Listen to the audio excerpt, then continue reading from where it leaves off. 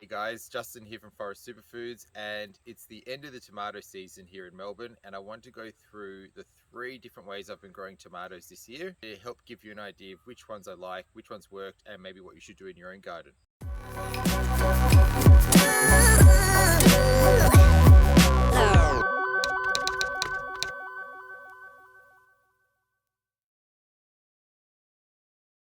So this is the first one that I want to show you, which is a bit of a mess. But what I've done here is I've used individual stakes for each of the tomatoes, and they've kind of gone through into the middle of the pathway, and they've got a bit messy, and it worked really well. We got lots of tomatoes off. It was really easy to harvest.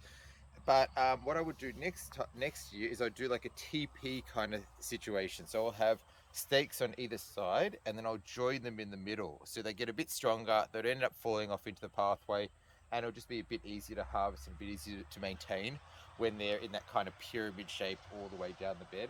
But we got a good harvest from that. I guess the downside of this kind of method is that you need to keep staking them up. See, this one hasn't been staked, so you need to keep tying them up. So I use these little black tomato clips, which just clip on to hold them on, and then go all the way up. And you'll also need to take off the laterals with this method, so it's a little bit of maintenance involved, but not too much, and it worked pretty well. So this is the second method of growing tomatoes I want to show you, and it's the unorganized method where I've just had an empty bed and I've just thrown down some tomato seeds, or some tomato seeds that probably come up from last year, and I've just kind of let them go crazy and haven't done any kind of maintenance or any kind of pruning, and they've done quite well, and we've got a reasonably good harvest off them. The good thing about this is there's no maintenance whatsoever. You just kind of let them go loose and then harvest as you go. But the next method I'm going to show you is the one that requires at least work and provides the maximum tomatoes.